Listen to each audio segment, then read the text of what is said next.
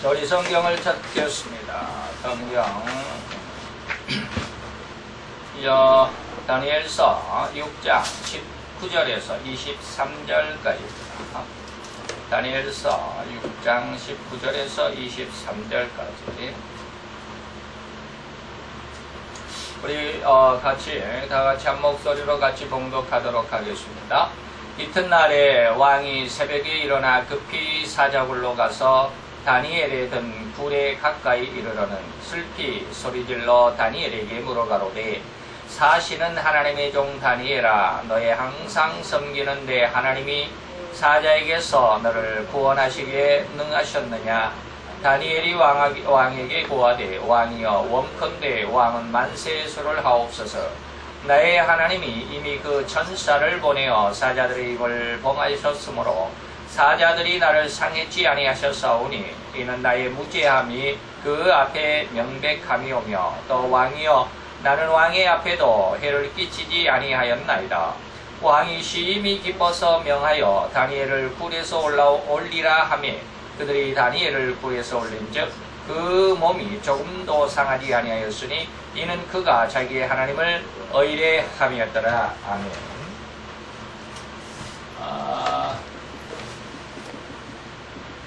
다니엘서 6장 19절로 23절까지. 오늘 우리는 제목을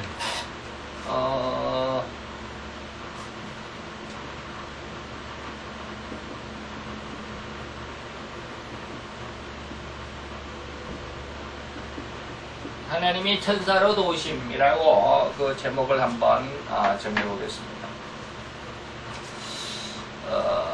자, 아침에 우리가 그 설교 마지막에 하나님의 종들이, 또 하나님의 그 성도들이 열심히 충성하고 헌신하고 정말로 신앙에 흠이 없을 정도로 아름답고 귀한 모습으로 이렇게 신앙생활을 했음에도 불구하고 어려움이 올 수 있다. 근데 이것을 웬만한 성도, 웬만한 신앙 가지고는 이걸 이해할 수가 없습니다. 이게 어떻게 보면 제 이야기를 한편으로 들으면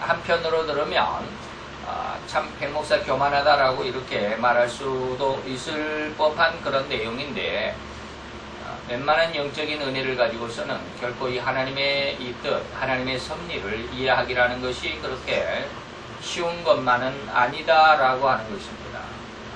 그래서 좀 더 우리가 기도를 많이 해보면, 좀 더 우리가 성경을 깊이 상고하고 또 하나님 앞에 또 묻고 또 하나님의 은혜로 가르침을 받다가 보면 좀 깨달아지는 게 있을 것이다 라고 하는 것입니다.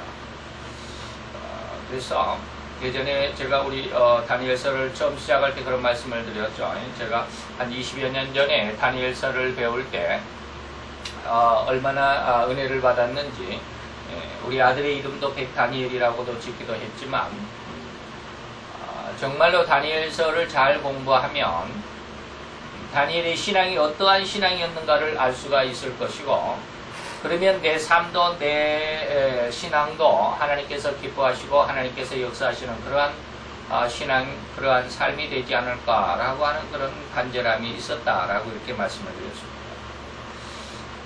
물론 그 뒤로 그런 마음을 결코 잊어본 적은 없습니다. 그렇다고 그래서 다니엘서를 또 공부하거나 하지는 못했습니다. 그래서 한 20여 년 만에 다시 이 다니엘서를 지금 다시 두 번째, 물론 이제 제가 한번 이렇게 공부를 했죠. 이 다니엘서를 강의하기 전에 한번 해놓고는 엄청 은혜를 받았습니다. 한 20여 년 만에.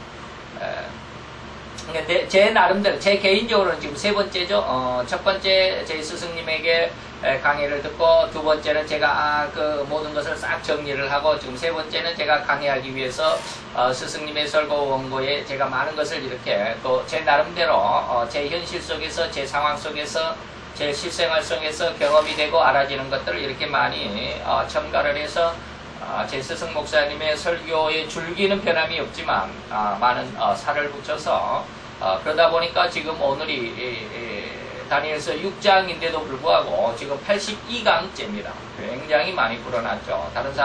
다른 목사님들은 다니엘서를 뭐 한 40강이면 끝납니다.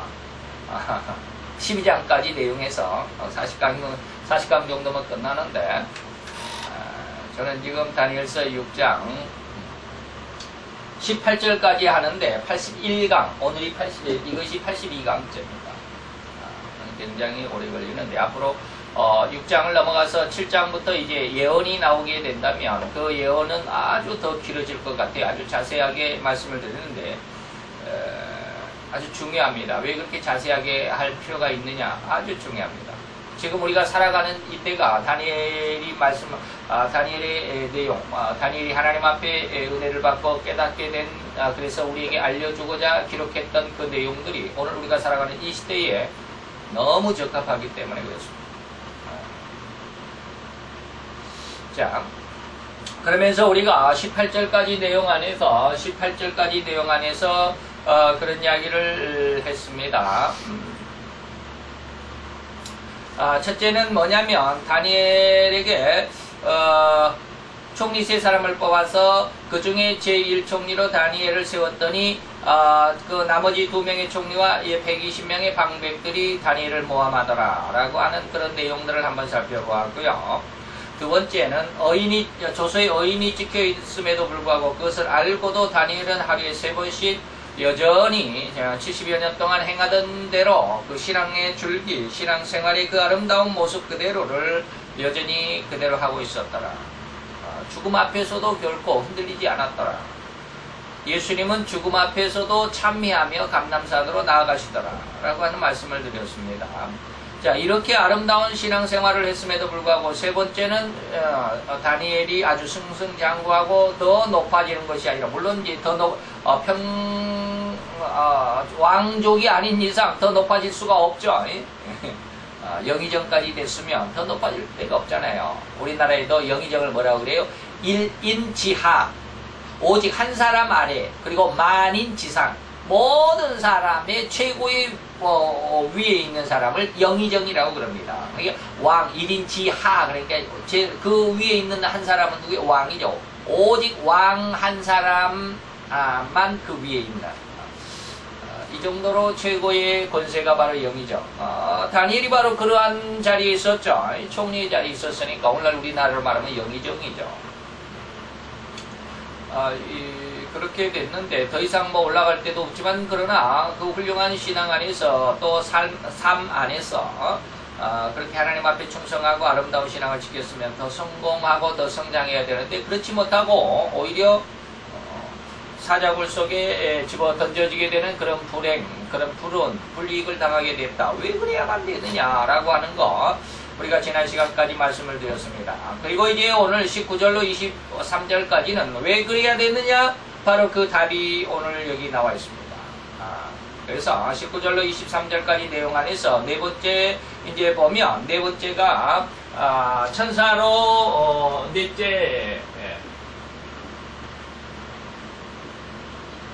넷째죠. 세 번째까지 우리가 18절까지 봤죠. 하나님이 천사로 보호하신다.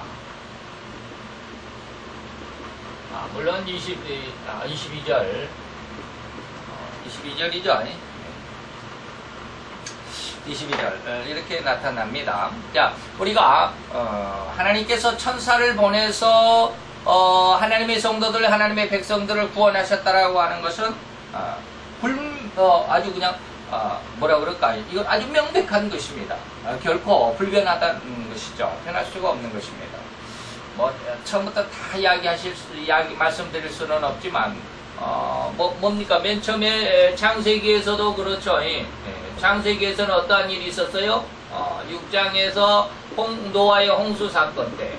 물론 이때는 천사가 아니지만 하나님께서 방주를 지어라 해서 방주에 들어가 있는 사람들은 하나님께서 다 구원하시는, 이게 이제 구원이죠. 하나님의 천사의 보호하심이 뭐냐면 구원입니다. 하나님께서 구원하십니다. 뭐 이런 내용들이 성경에는 절대로 없어지지 않고 성경 전체에서 다 들어있는 내용들입니다.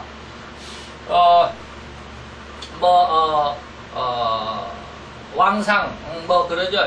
왕상, 열왕기 상하, 이런 내용에 가보면, 엘리야라고 하는 선지자, 엘리야는 어떻게 했어요? 엘리야는 하나님의, 사람을 통해서는, 사렙다 과부. 그 다음에 동물을 통해서는, 자연계를 통해서는 까마귀를 통해서 고기를 물어다 주고, 또 영계 천사를 통해서는 어떻게 했어요? 떡을 주고 물은 이제 시내 그리 시내가에 물을 먹었지만 떡을 갖다 주고 하나님께서 지키시고 보호하시는 그런 내용들이죠. 근데 이때가 엘리야가 잘 나갈 때가 아니잖아요. 아주 공경에 처했을 때 이 말이죠. 공경에 처했을 때. 홍수도 아주 공경이죠. 아주 사람들이 코로 기식하고 코로 숨을 쉬는 모든 자들은 다 죽는 이러한 일이죠.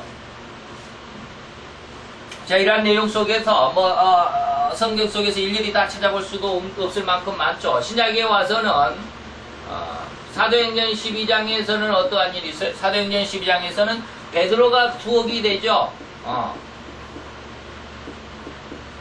베드로의 투옥이 있습니다. 베드로에게 투옥이 있을 때 이때는 하나님께서 천사를 보내서 천사가 직접 잠을 자고 있는 베드로의 옆구리를 툭 차면서 빨리 일어나라 그러죠. 이러한 일 하나님께서 베드로를 천사를 통해서 구원하시기도 했고요. 사도행전 16장에서는 오늘 이제 바울이라고 하는 사도, 바울과 실라라고 하는 두 전도자들이 감옥 속에서 어떻게 찬양을 하게 되죠. 감옥 속에서 찬양을 하게 되니까 천사가 나타나가지고 지진을 일으키게 되죠. 지진을 일으키니까 옥문이 막 열리죠. 그리고 나서 손발에 찼던 착고가 뭐예요? 수갑이죠. 수갑이 다 풀려지는. 그래서 그냥 베드로처럼 풀려난 것이 아니라 간수장에 의해서 그 간수 지키는 이제 최고 장이겠죠. 간수장에 의해서 이제 백부장에게 보고가 되고 해서 이제 풀려나게 되는 그러한 일들이 있습니다. 이러한 일들은 마지막에 이제 이러한 일들은 마지막에 어디로 가냐면 이제 계시록이죠. 계시록은 뭐냐면 우리 앞에 이 말입니다. 이거는 전부 이제 과거지만 우리 이전에 있었던 일들이죠. 우리 이전에 있었던 일이니까 우리가 이러한 내용들은 우리가 참고를 하고 우리의 신앙의 기준을 삼을 수는 있지만 우리가 이런 걸 당하지는 않잖아요. 그러나 계시록에 있는 모든 내용들은 우리가 직접 당할 일입니다.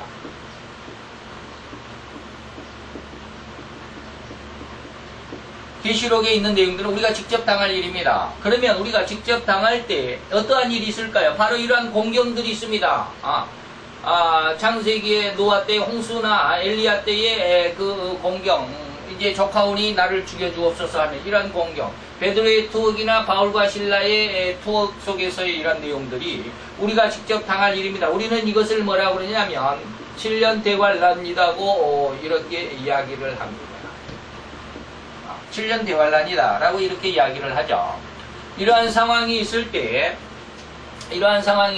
쉽게 말하면 전3년반 이 대환란을 두 개로 나눠서 전3년반 때는 어떠한 일로 하나님께서 우리를 보호해 주실까? 이거는 이제 계시록 6장에 나와 있는 내용이 하나님께서 우리를 지키신다라고 하는 그런 내용입니다. 계시록 6장에서는 푸른 풀과 채소, 나무 열매 뭐 이런 것들이죠. 이런 것들은 해하지 말고 그대로 두어라. 하나님의 지키심이죠. 그래서 마지막 때는 세상이 완전히 다 자연계 속에서 자연계는 뭐요? 흉년 기근이죠. 흉년이면 기근입니다. 농작물이 안 된다라고 하는 것이죠. 뭐 지진, 홍수, 피해 이런 것들, 그 다음에 이 환기, 대기 오염, 뭐 이런 것들이죠. 이런 것들로 인해서 엄청난 피해가 있고 많은 사람들이 고통을 당할 때 하나님께서는 푸른 풀이나 이게 술이 아니고 풀이죠. 푸른 풀이나 푸른 채소 나무 열매, 이 나무 열매는 뭐요? 감람나무나 포도나무나 그리고 무화과와 같은 나무들을 열매를 하나님께서 지켜주시겠다라고 하는 그런 내용의 약속들입니다.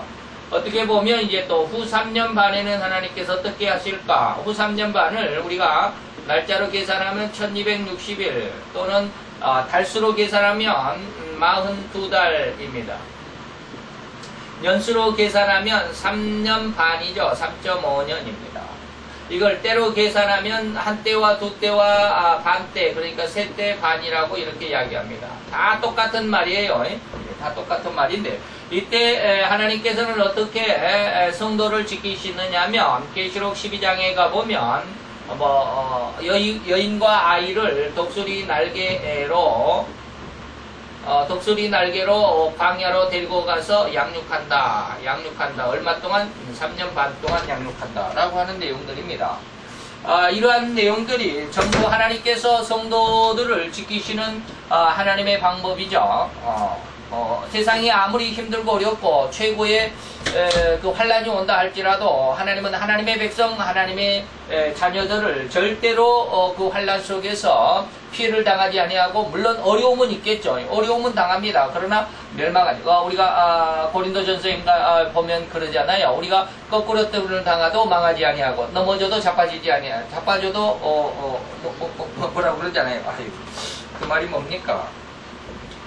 그 성경을, 그 말씀에 성경을 좀 찾아봤으면, 제가 얼른 그 말씀을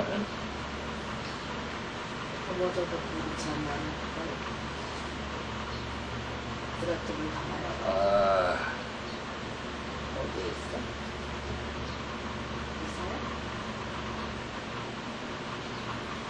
있어? 고린도후서 4장 9절입니다.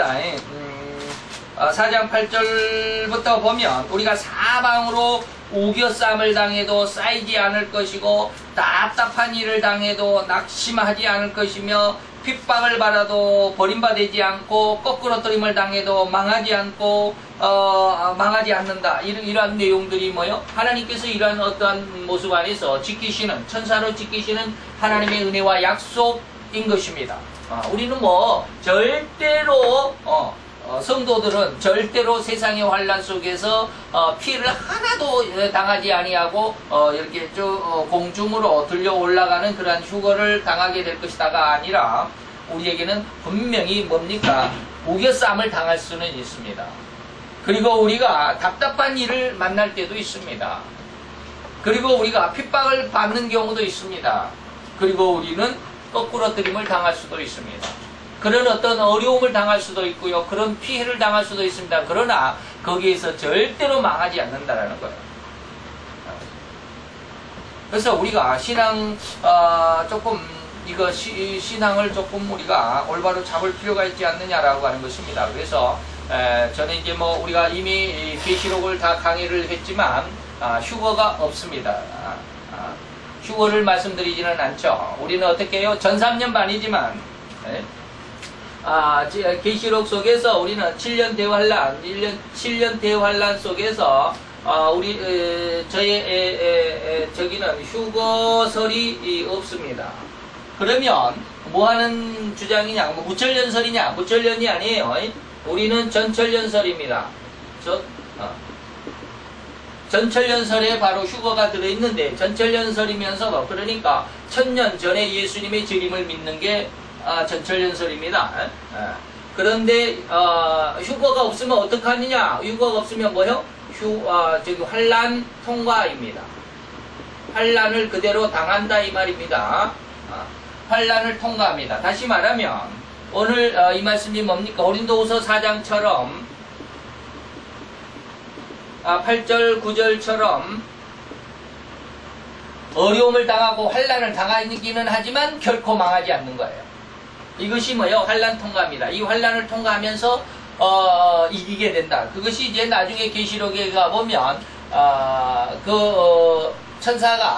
천사가 요한에게 묻습니다. 요한에게 묻습니다.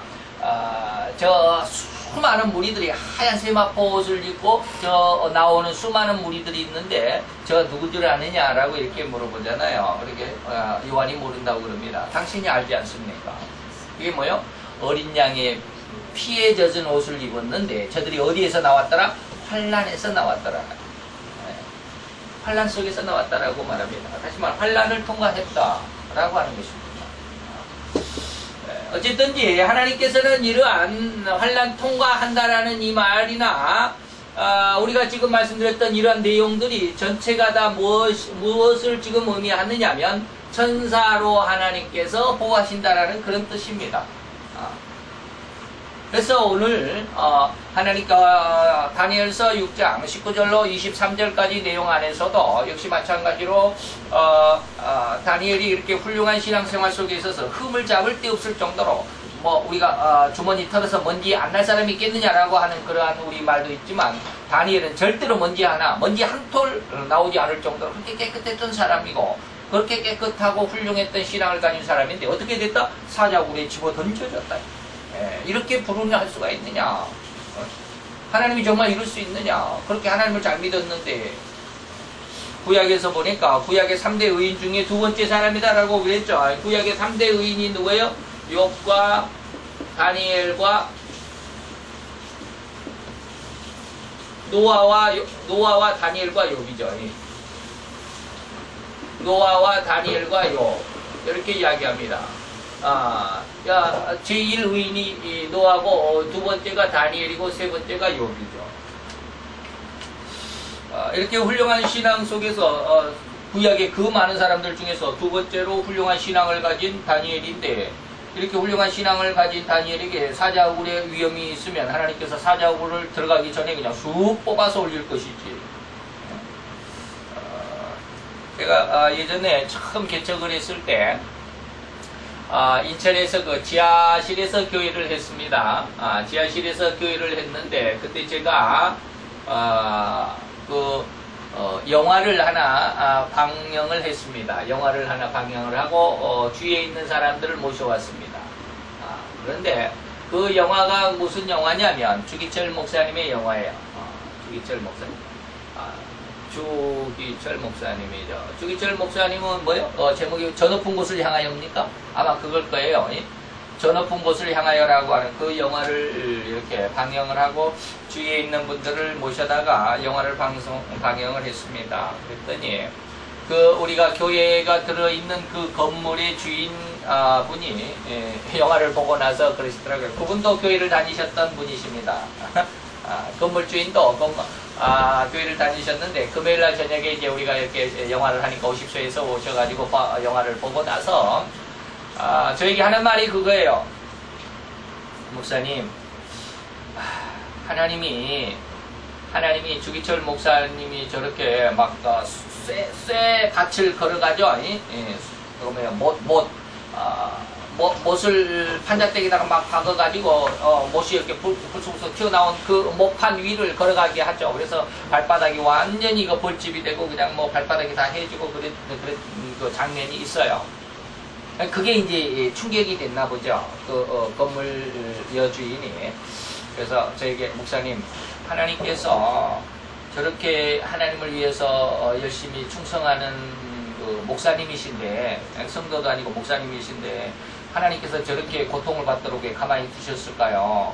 저 모판 위에 올라가기 전에 그냥 하나님이 좀 구해 주셨으면 더 좋았을 뻔했습니다. 라고 하는 그런 말씀을 저에게 물어왔던 그런 기억을 지금 있거든요. 우리는 전부 다 그렇습니다. 아침에도 잠깐 얘기했지만 우리 일반적인 우리 성도들의 생각은 뭐냐면 어려움이 오기 전에, 고통이 오기 전에, 환란이 오기 전에 하나님께서 우리를 그 어려움을 당하지 않도록, 그 고통을 당하지 않도록 하나님께서 미리 이렇게 쑥 뽑아내실 것이다 라고 하는 것입니다. 그게 휴거입니다. 7년 대환란에 이 어마어마한 환란이 오기 전에, 그래서 중간이죠. 이 전삼년반은 처음에는 그랬어요. 처음에는 7년 전에 휴거가 있다라고 이렇게 주장들을 했습니다. 그러다가 나중에는 그 주장들이 바뀌었습니다. 그래서 중간에 이제 휴거가 된다. 그래서 이건 중간 휴거설입니다. 이거는 7년 전 휴거설이고요. 여기는 중간 휴거설입니다. 그러니까 전 3년반이 끝나고 후 3년반 대환란이 시작하기 직전에 휴거가 된다라고 하는 견해로 많이 바뀌었습니다. 천철연설 주장하는 학자들 중에 많이 바뀌었습니다. 7년 전 휴거가 아니라 이제는 중간 휴거설이다라고 이렇게 많이 바뀌었는데 저는 이제 휴거를 주장하지 않습니다. 이런 내용들 때문에 그렇습니다. 오늘 본문에서도 다니엘은 절대로 어디로 피난 가거나 하나님이 휴거시키거나 그 어려움 사자굴의 그 환란을 면케하신 적이 없습니다. 오히려 하나님께서는 그 환란 속으로 다니엘을 집어넣습니다. 우리가 잘 알고 있듯이 다니엘의 3장에서도 역시 마찬가지죠. 다니엘의 3장에서도 다니엘의 세 친구들을 하나님께서 그렇게 훌륭한 신앙의 고백을 했죠. 우리는 왕의 신상에 절하지 않고 풀무불에 들어가겠습니다. 죽겠습니다. 그러나 하나님은 우리를 풀무불 속에서도 우리를 지켜주시고 구원해 주실 것입니다. 만약에 그렇게 우리를 구원해 주시지 아니한다 할지라도 그리 아니하실지라도 우리는 왕의 신상에 절하지 않겠습니다. 하나님이 정말로 이 훌륭한 세 친구들의 그 풀무불 속에 집어 던져지는 바로 직전에 구원했으면 얼마나 좋겠습니까? 그런데 어떻게 해요? 풀무불에 들어가기 전에 구원하신 것이 아니잖아요. 풀무불에 집어 던져버렸던 것이죠. 집어 던져졌어요. 그리고 거기에서 구원하시는 내용들을 우리가 보게 됩니다. 자, 이러한 내용들 속에서 우리들이 보면 오늘 본문에서도 이제 23절에 보면 뭐라고 그랬느냐면 아니죠. 22절에 뭐라고 그랬느냐면 나의 하나님이 다니엘이 이제 다리오 왕이 새벽에 일찍 와가지고 다니엘아 너의 믿는 하나님이 너를 구원해 주시기에 능하셨느냐 라고 이렇게 물어보니까 22절에 나의 하나님이 이미 그 천사를 보내어 사자들의 입을 봉하셨으므로 사자들이 나를 상해하지 못했습니다 라고 이렇게 이야기를 합니다.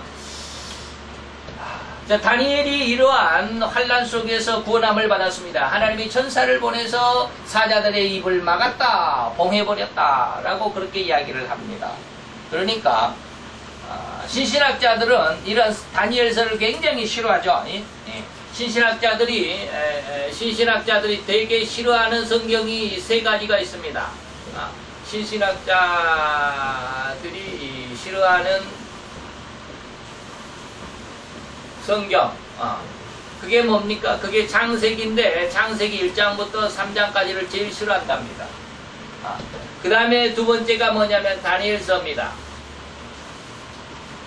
그 다음에 세 번째가 뭐냐면 계시록을 자, 이것은 하나님의 창조죠.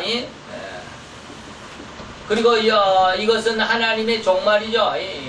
종말에 대해서 이것은 그 예언에 대해서 이야기한 것입니다. 종말에 대한 예언이죠. 이렇게 생겼으니까 신신학자들이 가장 싫어하는 책 중에 하나가 다니엘서거든요. 다니엘서에 특별하게 싫어할 만한 내용들이 오늘 6장에도 뭐 다른 장에도 있지만 1, 2, 3장에도 다 있지만 4장에서 하나님께서 천사를 보내서 다니엘을 구원했다더라. 이게 도대체 무슨 말이냐 이 말이죠. 신신학자들이 안 믿는 것이 뭐라고 그랬어요? 영을 안 믿는다 그랬죠. 부활을 안 믿는다고 그랬죠. 그 다음에 천사를 안 믿죠. 세 가지를 안 믿어요. 신신학자들은. 그런데 거기에 천사가 있고 막 그러니까 천사가 나오고 그러니까 이게 말이 안 되죠. 다니엘서가 말이 안 되죠. 그래서 다니엘서를 해석하는 신신학자들의 해석은 뭐냐면 왜 사자가 다니엘을 안 먹었겠느냐. 3일이나 굶었는데 자, 이때 다니엘의 나이 몇 살이라고요? 다니엘의 나이 거의 이제 한 90세가 가까웠다 그랬죠. 이때 당시에 90세 정도, 약간 88세에서 약 90세 정도의 나이였을 것으로 추정을 합니다. 자, 그러는데 이 정도 되니까, 다니엘이 90세 정도 나이가 되니까 아주 그냥 빼짝 말라가지고 다니엘이 아주 빼짝 말라가지고 우리 이 사자 사자성, 이것도 사자성을 말할 수가 없죠. 예. 자, 우리가 한문으로 표현하면 피골이 상접했다 그랬죠. 예. 우리 살갗과 뼈가 딱 붙어갖고 살점이 하나도 없이 피부하고 이렇죠. 피부하고 뼈가 붙어있는, 그래서 아주 앙상한 그런 모습이었기 때문에 이제 거의 죽을 날이 가까웠으니까 그런 모습으로 있었기 때문에 사자가 보더라도 아이고 저거 뭐 먹을 것도 없다, 저거 뭐 먹을 만한 가치도 없다 그래가지고 다니엘을 살려줬대요. 그래가지고 다니엘이 살아나왔다라고 이렇게 해석하는 사람들이 신신학자들입니다. 이만큼 다니엘서를 싫어합니다. 어쨌든지 뭐 신신학자들은 그렇게 이야기를 하겠지만 우리는 그렇지 않습니다. 하나님께서 뭐 하셨다? 천사로 그를 구원하셨다라고 하는 것입니다. 그래서 성경 전체에서 우리가 앞으로도 하나님께서 분명히 지켜주실 것을 믿고 있어야 된다라고 하는 것입니다. 하나님께서 지켜주실 때 혹 우리는 어려움을 당할 수도 있습니다. 넘어질 수도 있고 피해를 당해서 고통을 당할 수도 있습니다. 그러나 결코 망하지는 않습니다. 이것을 꼭 기억을 해두시기를 바랍니다. 오늘 다니엘에게 주어주신 하나님의 은혜가 왜 이러한 복잡한 과정을 왜 거치느냐 이 말입니다. 왜 이러한 과정을 거칠까? 왜 이렇게 고통을 당하게 할까요? 다른 사람들처럼 그냥 이러한 고통, 이 환란이 오기 전에 그냥 쑥 뽑아 올려서 휴거를 시켜가지고 고통을 당하지 않도록 했으면 너무 좋을 뻔했는데 왜 하나님이 이렇게 하셨을까? 이게 가장 중요한 우리 신앙의 핵심입니다. 왜 그렇게 하셨을까요? 아침에도 잠깐 얘기를 했지만 이렇게 하신 이유가 뭐냐면 죽음이라고 하는 것이 있어야 된다라고 하는 겁니다.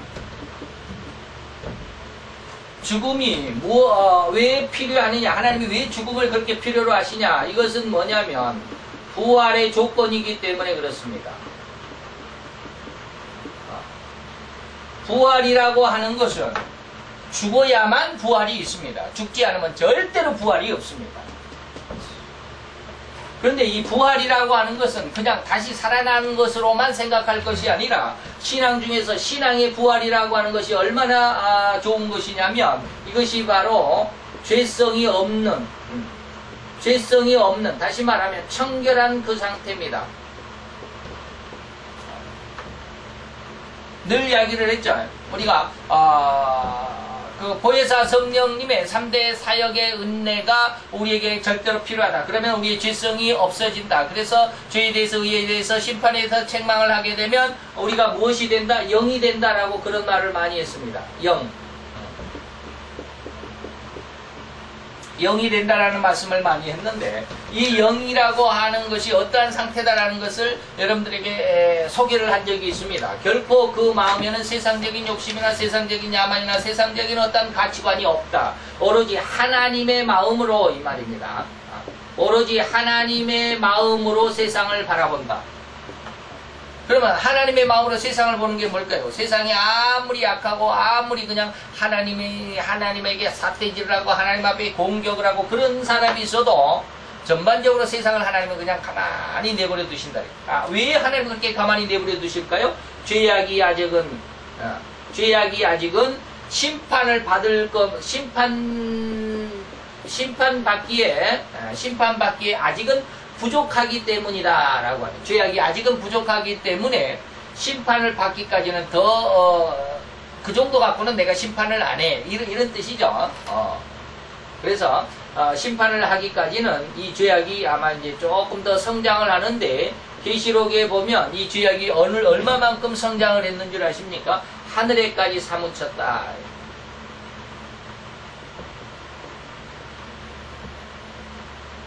하늘에까지 사무침, 이렇게 합시다. 하늘에까지 사무쳤습니다. 이 말이 도대체 무슨 말이냐? 하늘에 사무쳤다는 말이 무슨 말이냐? 이것이 처음에는 어떠한 줄 아십니까? 이게 창세기 6장에서는 어떻게 했어요? 창세기 6장에서는 홍수가 내렸는데 이 홍수 때는 어떠하냐면 죄악이 땅에 관영했다라고 이렇게 성경은 기록하고 있습니다. 죄악이 땅에 관영했다. 땅 위에 얼마나 죄악이 관영했나. 하나님께서 홍수로 세상을 멸하기까지 그만큼 죄악이 가득 차 있었다. 그런데 앞으로 하나님의 마지막 심판은 어떻게 되냐면 땅에만이 아니라 땅에만 죄가 있는 것이 아니라 하늘에까지 사무치기 때문에 이 세상을 물로 심판하는 것이 아니라 완전히 세상을 하나님께서 하시고자 하셨다라고 하는 것입니다. 그래서 자, 심판하기 전까지 세상의 죄악이 그렇게 극성스럽고 그렇게 악이 성하고 악한 사람들이 승승장구하는 것 같고 세상에는 의가 없는 것 같고 진리가 그냥 완전히 땅에 묻혀버린 것 같고 그렇게 악한 시대가 계속되어도 하나님이 그대로 참아보시는 것은 왜 그러느냐? 하나님의 심판을 기다리게 되는 그러한 때이기 때문에 다시 말하면 하나님의 인내심이 그만큼 크다라고 하는 것입니다. 여기까지 다시 말하면 이러한 하나님의 마음을 갖는 것이 뭐냐면 영입니다. 그렇기 때문에 영의 마음은 절대로 없는 것이 있습니다. 뭐가 없나요? 죄가 없습니다. 다시 말하면 또한 원수가 없습니다. 죄가 없고 원수가 없습니다. 영의 마음은. 그렇기 때문에 마태복음 5장에 보면 뭐라고 그랬느냐면 누가 하나님의 아들이 된다? 모든 세상 하나님의 아들은 뭐요? 모든 세상과 뭐하게 한다? 화평케 한다. 화평케 하는 자는 무엇이다? 하나님의 아들이다 라고 이렇게 표현을 합니다.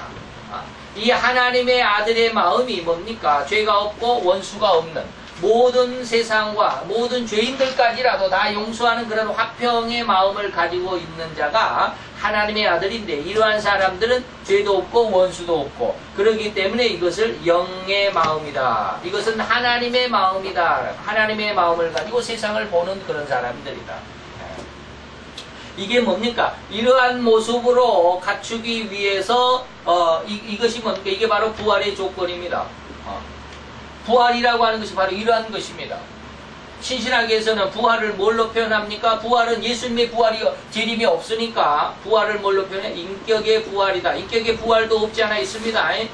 우리 정통에서도 인격의 부활을 인정을 합니다. 그런데 인격의 부활 그 다음에 신신학에서는 뭡니까? 재림을 부정하죠.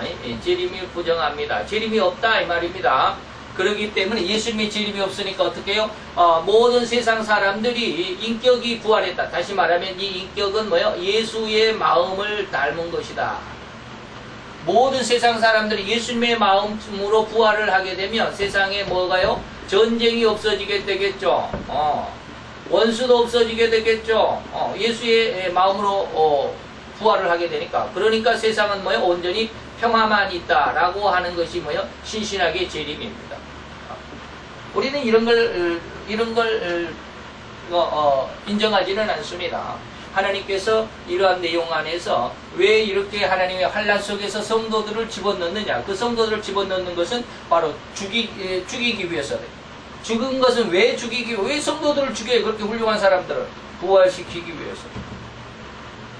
이 부활은 그냥 우리가 죽음에서 살아나는 것만이 아니라 이러한 하나님 죄성이 없는 완전히 청결한 마음으로 변화시키는 것이다.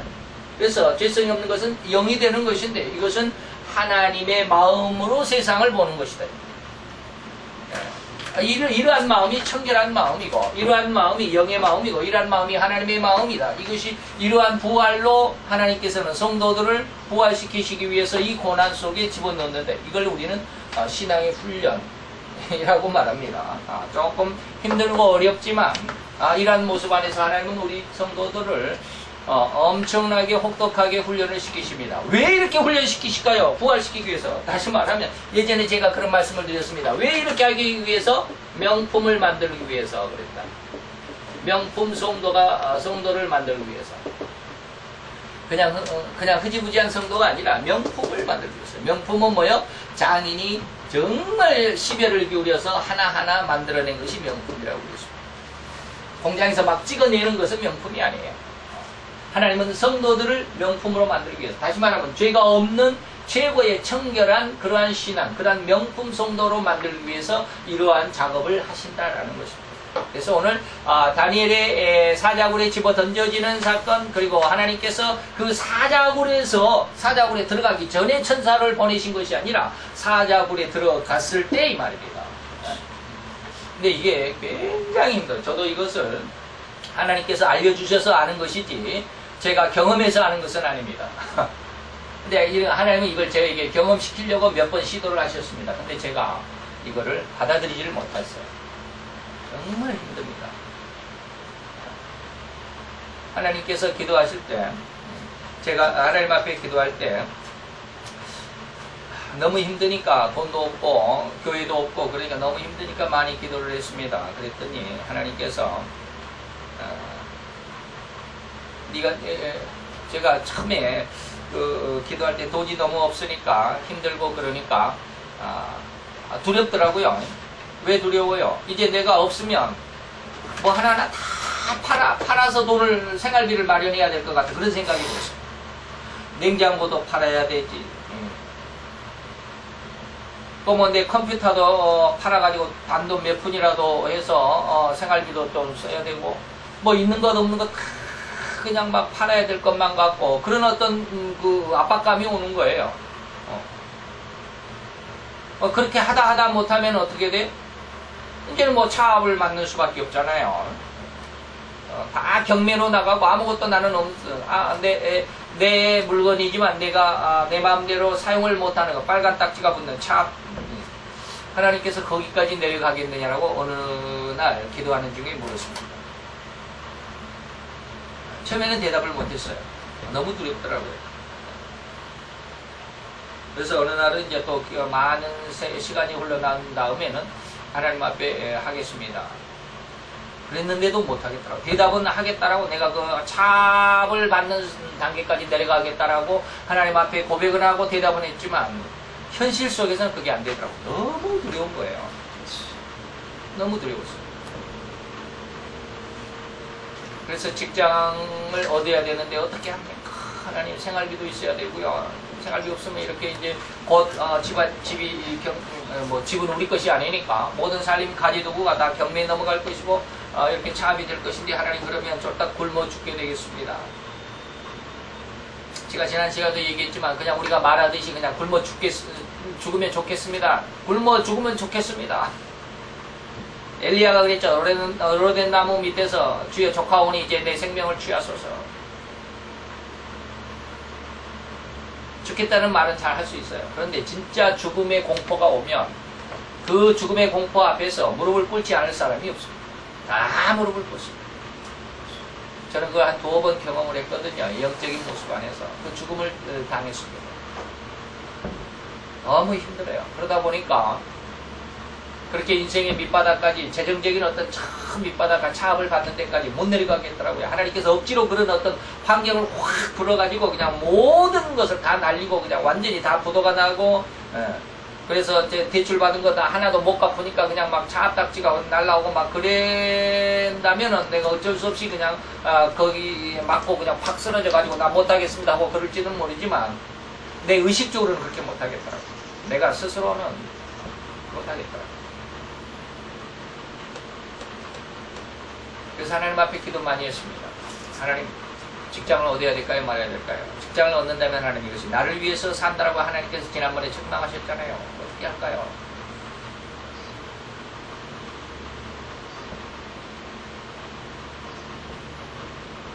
그래서 하나님께서 조금 위로를 주셨기 때문에 제가 지금 직장을 나갔지만 이것도 물론 뭐 오래 할 수는 없고 계약이 있기 때문에 그 뒤에는 어떻게 될지 모르지만 그 사이에 제가 많이 기도를 하고 준비를 해야만 할 것 같습니다. 어쨌든지 이러한 어려움이 우리 앞에 온다라고 하는 것입니다. 그래서 신앙을 가진 사람들이 돈이 없어 보지 않으면 이 말을 제가 늘 이야기하잖아요. 몇 번 이야기를 했습니다. 정말로 돈에 궁색해 보지 않은 사람들은 제 이 말을 절대로 이해하지 못합니다. 돈이 없어 보지 않았기 때문에 돈이 없다라는 것이 어떠한 상황인지 어떠한 부담감, 어떠한 압박감이 오는지를 경험해 보지 않았기 때문에 그런 말을 잘 이해를 못할 겁니다.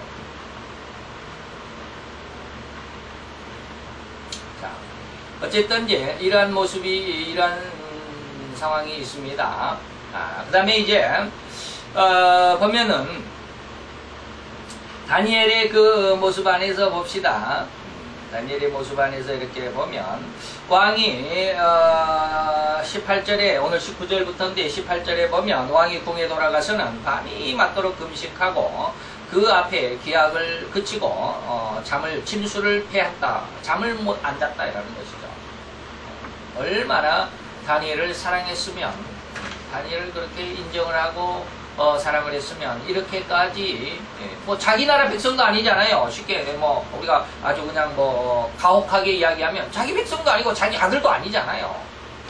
뭐 아니죠. 아들이 될 수가 없죠. 이때 다리오가 62세였으니까 다니엘이 한 90세였으니까 뭐 한 30살쯤 저기 형이라고 이거 30살이면 형이라고 아버지 뻘 되죠. 다리오 왕에게 아버지 뻘 되는 다니엘입니다. 자기 아버지도 아니잖아요. 다니엘에게, 다리오에게 다니엘이 자기 아버지가 아닌데 왜 이렇게 고민을 하고 다니엘 위해서 마음을 쓰고 그랬을까요? 그런 상황에서 어쩔 수 없이 자기가 한 약속 때문에 자기의 가장 아픈 부분을 도려내야 하는 이런 안타까운 싸움 속에서 침수를 패하고 잠을 못 자고 음식을 끊고 즐거운 노래를 다 끊고 그날 밤을 그렇게 지냈습니다. 그리고 나서 20절에 이제 19절에 이튿날 왕이 새벽에 일찍 일어났다. 그리고 급히 사자굴로 달려갔다. 얼마나 그 마음이, 그 밤이, 그 어둠이 장악한 그 밤이 얼마나 힘들었겠나. 밤이 길다는 거 한번 느껴보셨습니까? 딱 한번 느껴봤습니다. 방에서 그냥 잠을 자거나 어디에서 잠을 자거나 그러면 절대로 이 밤이 길다라는 건 느껴볼 여가가 없죠. 근데 제가 노숙을 한번 한 적이 있습니다. 자, 시골에 친구 뭐 울산이죠. 시골이라 울산에 이제 그때 요즘처럼 그렇게 인터넷이 없었던 시절이기 때문에 그때 그 경력 증명서를 떼려면 직접 가야 했습니다. 그래서 안양에서 살면서 경력증명서를 갖고 오라고 그래서 현대자동차 울산에까지 내려갔습니다. 근데 친구들이 하나도 없어요. 토요일날 가가지고 그 다음에 주일이니까 친구들이 다 놀러 갔는지 하나도 없어요. 그래 들어갈 데가 없잖아요. 돈도 안 갖고 갔는데 올차비만 가지고 갔는데 가는 차비 올차비만 가지고 갔는데 여간비도 없어요. 왜? 친구들이 다 있을 줄 알고 연락도 안 했죠. 연락이라 했었으면 좀 참 바보였어요. 친구들한테 연락도 안 하고 그냥 갔어요. 그러니까 친구들은 다 놀러 가고 아무도 집에 남아있는 사람이 없어요. 그러니까 어디서 잘 데가 없는 거예요. 근데 여름이었기 때문에 좀 다행인데 그래서 어디로 가야 되나 하고 고민하다가 울산 현대자동차 맞은편에 가보면 신정동인가? 신정초등학교인가? 무슨 합정이 아닌데 자우지가 무슨 초등학교가 하나 있어요. 그 학교 운동장으로 가가지고 벤치에서 잠을 자고 있었어요. 근데 한여름밤에 벤치는 어디가 있어요? 나무 밑에 있잖아요. 모기들이 얼마나 많은지 잠을 못 자겠어요. 모기들 막 물었대요. 그래서 그냥 조금 자다가 따가우면 팍 때리고 또 잠을 깼다가 그러는데 그런 그 학교는 수의들이 숙지 가시는 분들이나 수의들이 돌아다니죠. 전부 순찰을 다닙니다. 근데 저기에서 후레쉬 불빛이 이렇게 이렇게 이제 쭉 돌더라고요. 그러니까 얼른 벤치에서 일어나가지고 저 나무 뒤에 숲속으로 쏙 들어가서 이렇게 탁 지나가는 거 보고 이제 그리고 이제 수의 아저씨가 이제 지나가면 또 벤치에서 앉아서 누워서 자려고 그러는데 그날 밤에 그 밤은 얼마나 긴지 말이죠. 정말로 새벽이 해가 뜨는 게 그렇게 길어지고 기다려지고 그러더라고요. 어쨌든지 다리오 왕도 그날 밤은 그렇게 힘들었을 것입니다. 그래서 그 다음날 새벽이 되니까 불이 나게 달려갔다.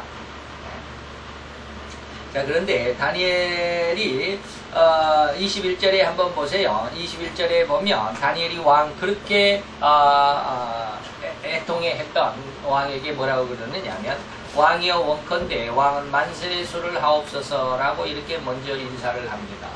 이게 정통적인 사람들의 모습입니다. 불의한 사람들의 모습은 뭐예요?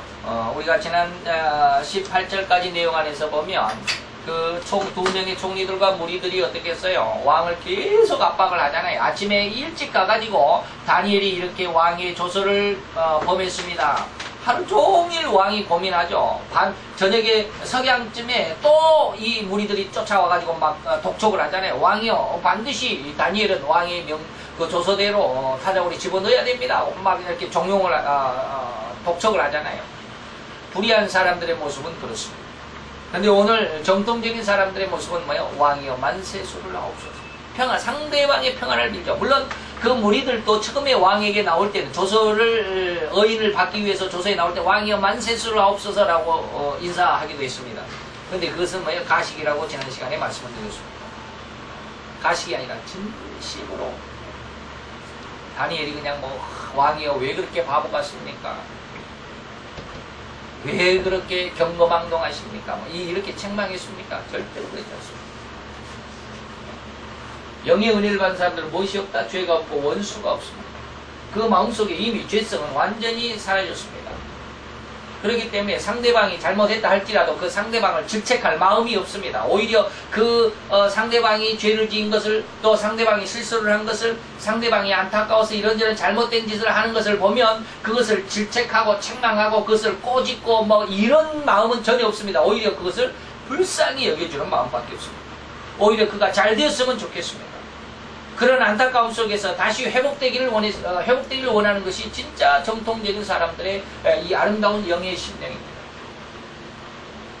그래서 다니엘이 왕에게 왕은 만세수를 하옵소서 하는 이 인사는 그 무리들이 왕에게 나와서 만세수를 하옵소서 하면서 조서를 만들어 왔습니다. 이렇게 합시다 라고 이렇게 할 때, 또 예수님을 팔아먹은 유다가 와서 선생님 안녕하십니까 라고 인사했던 그런 인사와는 전혀 다릅니다.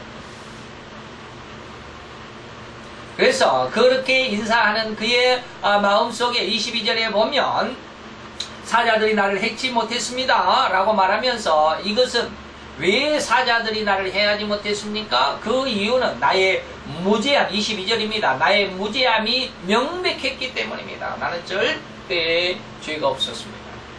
왕에게도 나는 허물이 없었습니다. 세상에도 국사에도 그리고 세상 사람들에게도 더욱이는 왕에게도 나는 한치의 거짓이나 잘못이나 또 허물도 없었습니다. 이렇게 깨끗했기 때문에 하나님이 나를 지켜주신 것이 아니겠습니까? 라고 하는 것입니다. 그러면서 왕이 당신은 이것도 모릅니까? 라고 이렇게 책망하지는 않습니다.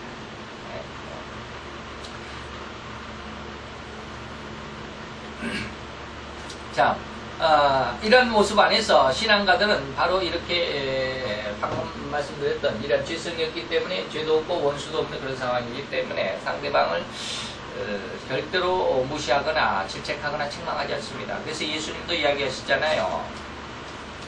예수님도 뭐라고 그랬느냐면 마태오 5장 37절에는 뭐라고 그럽니까? 5장 37절에는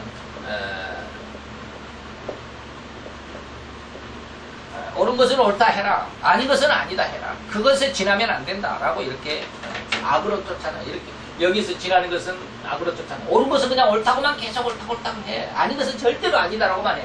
아닌데도 아닌데요, 아닐 것 같아, 이런 것이 아니라 아닌 것도 그냥 하도 위에서 종료를 하면 그렇습니다 라고 이렇게 말해서는 안 된다라는 것이죠.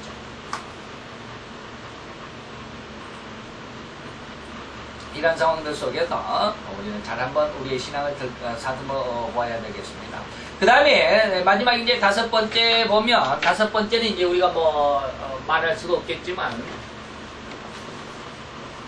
다섯째 모습에서 보면 24절, 오늘 23절까지인데 마지막이니까 이것까지 하고 말아봅시다. 다니엘의 형통.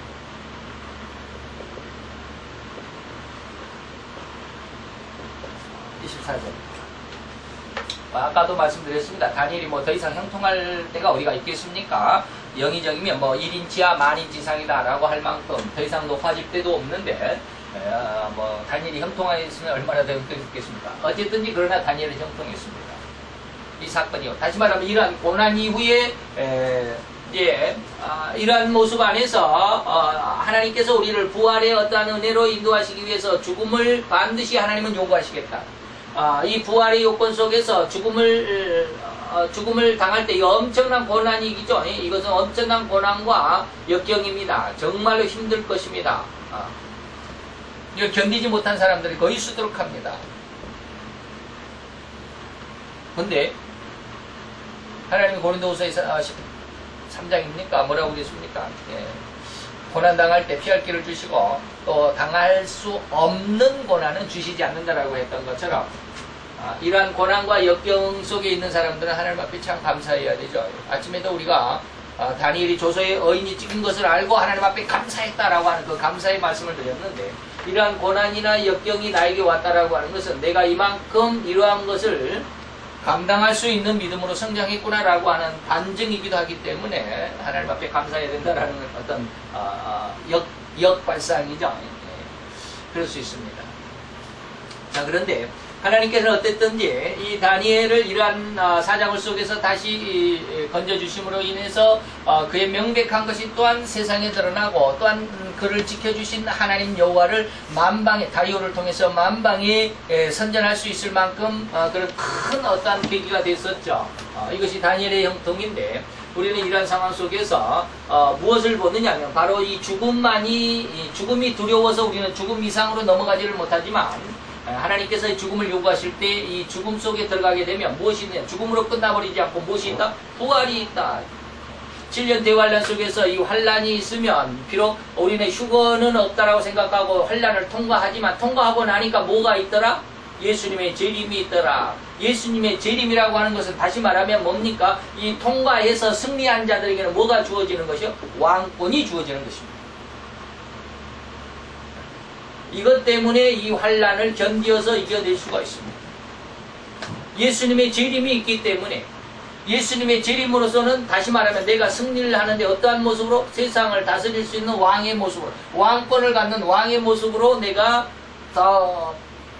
부활될 수 있기 때문에 이 말입니다.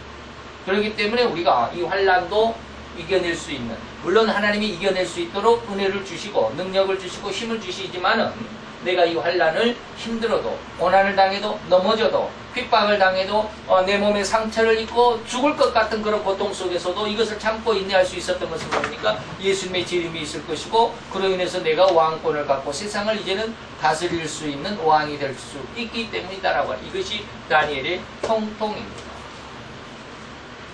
그래서 이제 24절 이후로 보면 왕이 명을 오늘은 23절까지 내용이지만, 왕이 명령을 내려 다니엘을 참수한 사람들을 끌어오게 하고, 다니엘을 비방하고 참수했던 사람들에게 이제 벌이 내려지게 되죠.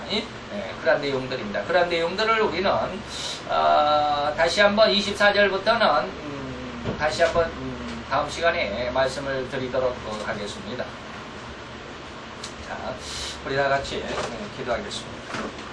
할렐루야. 주님 여호와여, 주께 감사와 찬양과 영광을 돌려드리나이다. 오늘도 주님 사랑 안에서 아름답고 귀한 이 한날을 통해서 하나님, 다니엘의 그 아름다운 신앙의 삶의 모습, 그리고 그 신앙과 그 삶의 그 어떠한 비밀들을 깨닫게 하셨사오니, 그 비밀들로 인하여 우리의 신앙이 점점 힘을 얻게 하시고 더 성장하게 하시고 더 강력하게 되어지는 은혜의 역사가 이루어지게 도와주시옵소서. 그리하여서 진정 오늘 다니엘이 이 환난을 당한 의미 속에서 하나님이 나를 통하여 세상 가운데 어떻게 나를 인도해 가시며 어떻게 나를 성장시켜 가시는 그 모든 섭리의 과정들까지라도 깨달을 수 있는 귀한 은혜의 시간이 된 줄로 믿습니다. 우리에게 더 큰 은혜와 은총치와 지식의 은혜, 총교와 총명의 은혜를 도와주셔서 하나님을 등이 깨달아 분별하게 도와주옵소서. 예수 그리스도의 이름으로 감사와 기도드려 싸움나이다. 아멘.